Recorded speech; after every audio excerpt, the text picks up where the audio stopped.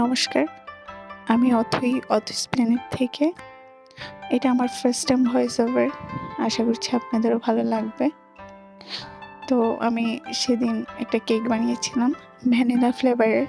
আমি কোনো প্রফেশনাল বেকার না, শখের বশতেই মূলত মাঝে মাঝে একটু বানাই। তো ফার্স্টে কেকটা বেক করে মাঝখান থেকে কেটে দুভাগ করে নিয়েছিলাম।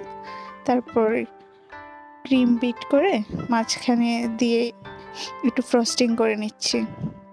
মূলত আমার কাছে আগেই কিছু পিঙ্ক কালারের ক্রিম ছিল, তাই ভাবলাম যে এটা মাঝখানেই দিয়ে দেই, তাই ফার্স্টে ওটাই দিলাম।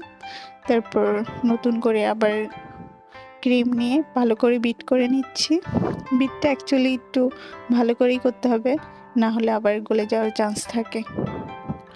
ততক্ষণ পর্যন্ত বিট করতে হবে যতক্ষণ না পর্যন্ত বাটিটা উল্টালেও যাতে ক্রিমটা না পড়ে, ঠিক ততক্ষণ পর্যন্তই।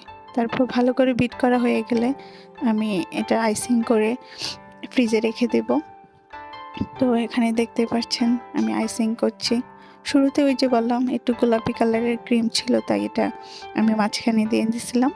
তো এখন আমি ভালো করে ফ্রস্টিং করছি। এই তো দেখতে পাচ্ছেন আমার ফ্রস্টিং করা শেষ। তারপর কিছুক্ষণ আমি ফ্রিজে রেখে দিয়েছিলাম।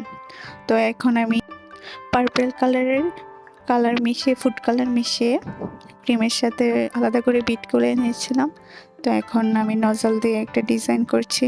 অ্যাকচুয়ালি আমি নজল সম্পর্কেও তেমন ভালো কিছু জানি না, তাই আমার কাছে যেটা ভালো লেগেছে অ্যাকচুয়ালি সেটাই করেছিলাম। তারপর আর কি একটু রেড কালার দিয়ে কিছু ডিজাইন করেছি, আর আইসিং সুগার বলসগুলোকে দিয়ে একটু ছড়িয়ে ডিজাইন করে নিলাম। এটাই হচ্ছে আমার ফাইনাল কেকের ডিজাইন। কেমন লেগেছে সেটা অবশ্যই আমাকে জানাবেন।